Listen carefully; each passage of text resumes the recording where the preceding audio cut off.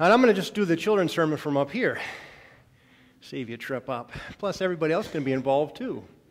Okay, in my hand I have something very special.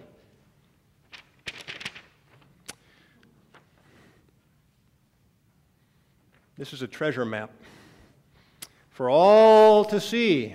What's wrong with this treasure map? No north arrow. Well, let me see what that in there. North arrow. All right. The engineers come something with north. Okay. North arrow. Okay. Now what? Too many X's. That's right. It's usually X marks the spot, right? And you've got 75 paces to the left, and then 47 paces to the right, and then you go around in circles and you find the X and you dig with a shovel. Usually you think about sand and there's a big treasure chest buried in some island somewhere. This is different. All kinds of X's here. What do you think the X's represent? Well, obviously treasure, right? Treasure map. We have several X's in here. We've got the altar as a treasure where God feeds the people, the bread, the fish, the wine, strength. We've got the pulpit where the word, I should probably go on the pulpit. No, anyway, the pulpit is where the word gets talked about and discussed, and some discernment goes on, and where listening happens. And the lectern is where people from the congregation read the lessons and talk about the word and read the word. We have a baptismal font where people are washed with the waters of salvation and forgiveness and God's grace. We have the Christ candle representing the light of Christ who lights our way in our darkness and provides a means. And then the last two, interesting, the treasure. I've got seats with people. Seats with people. You are the treasure of God. Remember that. We are the treasure of God. And that ties into what I'm going to say just now. Maybe not right away, but later on you'll get it. When we visited Hawaii, we were in the island of Maui, and we took some trips up there. And one of the drivers I happened to talk to, and Kelly gets mad because I talk to everybody and anybody for a length of time. Anyway, he was talking that he used to be a long-distance truck driver back in the States. I shouldn't say States, the mainland. And the reason he left was his daughter lived in Maui and was having a lot of financial trouble. Her husband divorced her and left, and she was there, and she had no means to get by, so he left his trucking business and moved out to Maui to be with his daughter to help her out and live with her and help her with expenses and things. And I asked him, well, how has it been going? He said, I hate the island. I just hate it because I'm trapped in this little space. I'm used to driving across country and just getting on the road and driving for miles and hours. Now I've got, ocean on this side of me, ocean on that side. I drive for 45 minutes. I'm on the ocean. I feel like I'm trapped, but it's worth it because I needed to be here for my daughter. Interesting. There are several people that I met on the island who said, I had a very lucrative business in the mainland in banking, but when I came here to visit, there was just something about this place that attracted me and drew me to it. And so I sold off what I had, and now I'm in this shop selling whatever. Interesting. What was it that drew them? What was it that made them make a life change like that?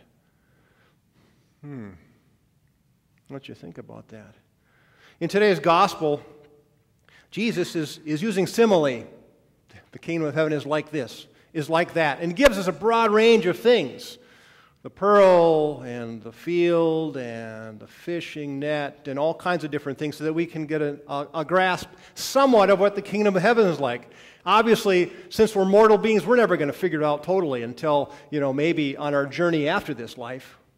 We'll figure it out. Interesting. He talks about treasures. Treasures, and people can identify with that. Although as a kid, I understood treasure as being that treasure sunken on the island under the sand, and that's what treasure meant. And for some people, what is the treasure that we seek? Is it the money? Is it the power? Is it something else? Is it having a job? Having a good job? Is it having a family, a good family, healthy family? Is it having friends around that you can count on, that can be there for you, that you can do things with? What is your treasure that you're looking for?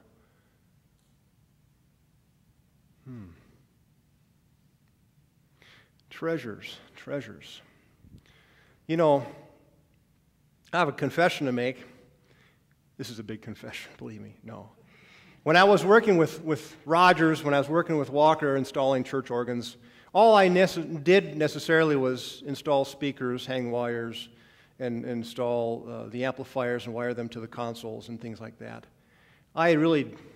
Pipe organ really didn't thrill me. You know, organ music is fine, but I don't really get into organ music. And I remember working with another company. They took care of the pipes, we took care of electronics, and we'd go out for dinner later on after a long day of working, and they would start talking about different organ companies. And they'd say, this 8-foot board-on is the best I've heard. And if you've heard that Reuter down in Washington, D.C., and they talk about this, and pretty soon I'd be...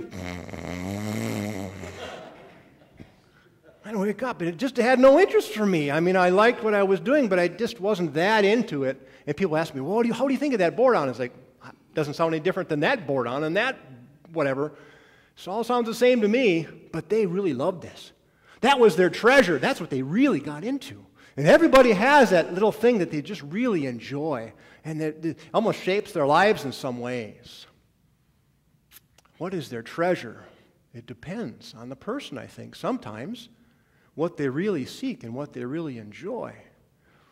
As Christians, we have a broader sense and a more focused sense of what that treasure is. Another example, a group of kids from Emmanuel Faith and St. John's Lakefield went out on a mission trip recently, last month, out to Pine Ridge Indian Reservation in the Black Hills of South Dakota. And they were going from one of the more wealthy counties in the country to probably the poorest county in the country, to be on the reservation with the Native American Lakota, more likely, Lakota Indians.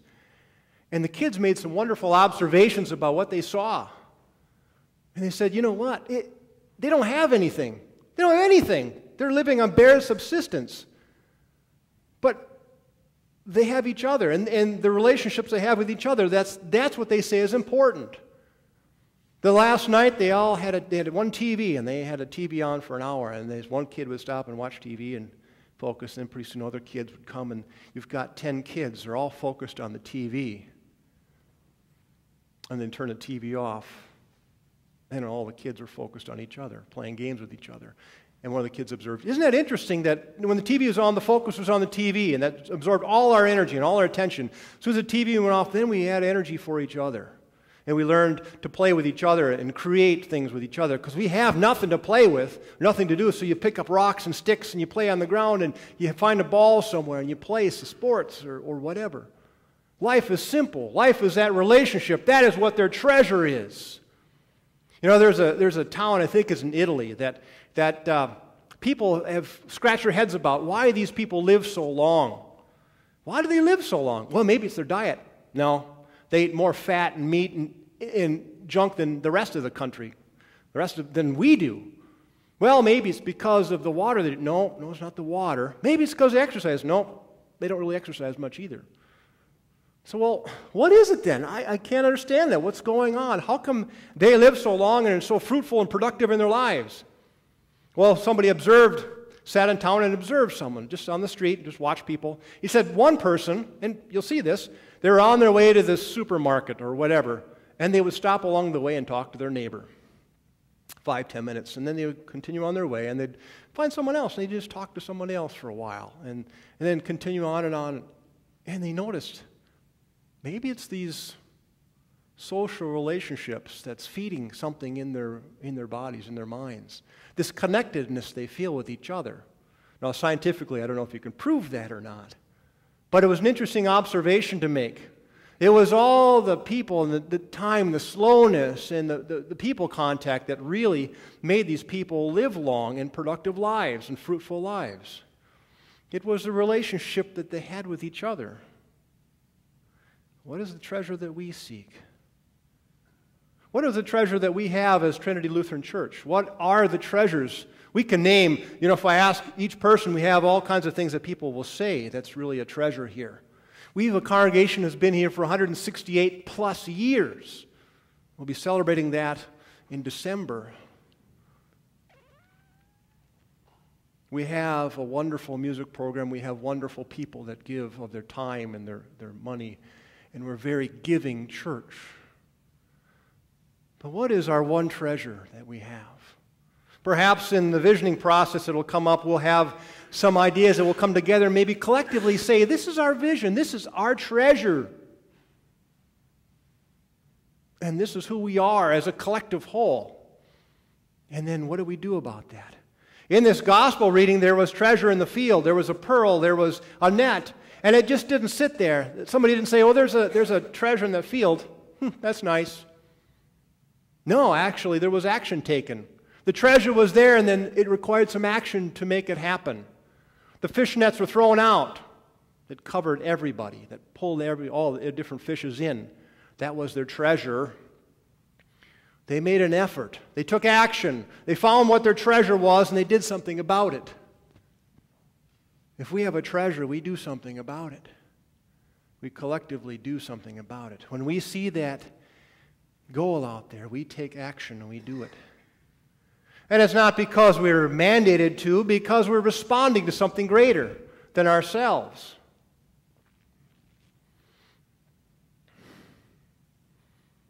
Jesus spent time with his disciples because, for him, they were his treasure.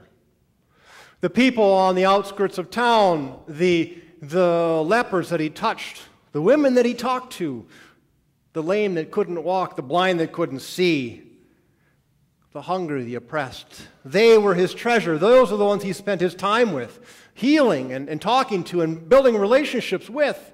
The outcasts.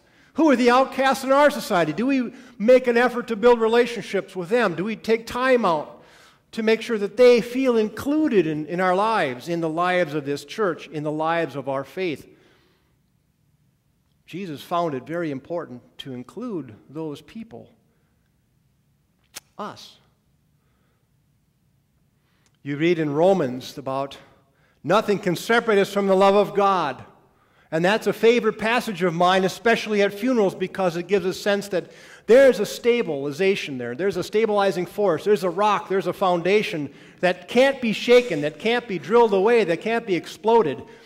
It is there because God wills it to be there. That there's nothing that can penetrate that love that God has for us.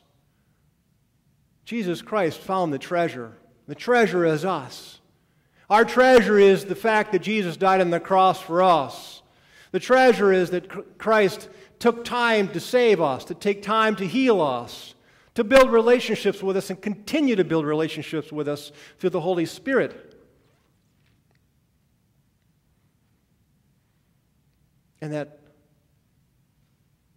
gift required that Jesus Christ risk everything for it. The risk of Jesus' own life. He had no dignity. He risked that and lost that. He risked his entire life for us because we are his treasure. And we are called as Christians to respond. And we do, because Christ is our treasure. Amen.